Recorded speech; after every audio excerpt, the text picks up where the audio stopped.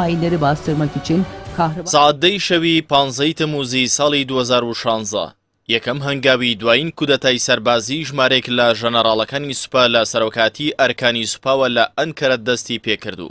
سەعات 12:57 خولەکی نیوەڕۆی ڕۆژی دواتر واتە 16 تەمووز بە شکست کۆتایی پێهات.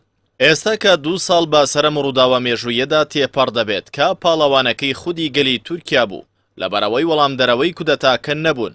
تورکیا چەند ڕۆژێکە پێینەوەتە قۆناغێکی نوێی بەڕێوەبردنەوە، ئەویش جێبەجێکردنی سیستەمی سەرۆکایەتیە.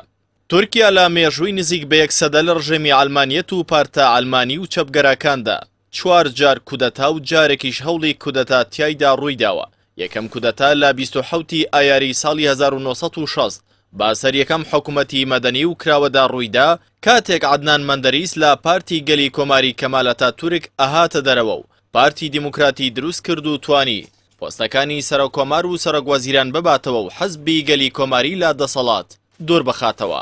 دوهەمین کودەتاش لە ساڵی 1997 سوپا بە سەرپارتی ڕەفاهی ئیسلامی بە سەرۆکاتی نەجمەدین ئەربەکاندا ئەنجامیدا. هەردوو کودەتای یەکەم و کۆتایی سوپا بۆ پاراستنی سیستەمی ئەڵمانیەت و بنچینەیەتە تورکیا دژ بە پارتەکراوە و ئیسلامیەکان کەوتونەتە خۆ وڵاتی بەرەو تونێلێکی نادیار بردووە. یەکەم کودەتا ملی عەدنان مەندەریسی سەرۆکوەزیرانی باپەتی سێدارەدا کرد و دوهەمینیش ئەربەکانی لە بەندینخانەدا تند کرد. لە چوارچێوەی نوێترین هەوڵی کودەتادا بۆ یەکەمین جارە لە تورکیا ڕێکخراوێک بە باگراوندی ئاینی لە ژێرناوی خزمەت و با سەرۆکاتی فەتحوڵڵا گولەن کە لە ئەمریکا دادانیشێت خۆی دەخزێنێتە سوپاوە و هەوڵی کودەتای سەربازی دەدات لە کاتێکدا دوو لە کودەتاکانی ڕابردوو لە ساڵی 1960 و 1997 تا ڕادێک دژ بە بیرکردنەوەی ئیسلامیانەی بەڕێوەبەرانی دەسەڵات بوون. کودەتا لە هەر وڵاتێکدا بکرێت دژ بە خواستی گەلە کە لە ڕێگەی سندوقی دەنگدانەوە گوزارشتی لێ کردووە. هەر کودەتاک ئەگەر سەروبەر بگرێت بۆ دەیان ساڵ وڵات بەرەو دواوە دەباتەوە.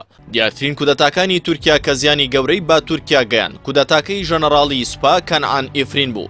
لە ساڵی 1970 تیایدا 650,000 کەس دەستگیر کران و 570 کەس سزای لە سێدارەدانیان بۆ دەرچوو. سەدان کەسیش لە دۆخێکی نادیار و لەژێر ئاشکەنجەدا مردن. 30,000 کەسیش لە کارەکانیان دوورخراونەوە و 14,000 هاوڵاتی تورکیش ڕەگەزنامەیان لێ سەندرایەوە و 30,000 کەسی دیکەش لە وڵات دوورخرانەوە. ئێستا کە 2 ساڵ بەسەر هەوڵی کودەتای گولەنیەکان با سەردەسەڵاتی تورکیادا تێپەڕ دەبێت هێشتا تاو لەرزی ئەم دۆخە بە تەواوەتی نەڕەویوەتەوە. بەڵام وەستانی گەل بەڕووی ئەم هەوڵی کودەتادا بۆ یەکەمین جار لە مێژووی دەوڵەتی تورکیا داوای کرد ئەو ڕۆژا وەکو بۆنەیەکی گشتی لە ڕۆژمێری نیشتیمانی ئەو وڵاتەدا بمێنێتەوە.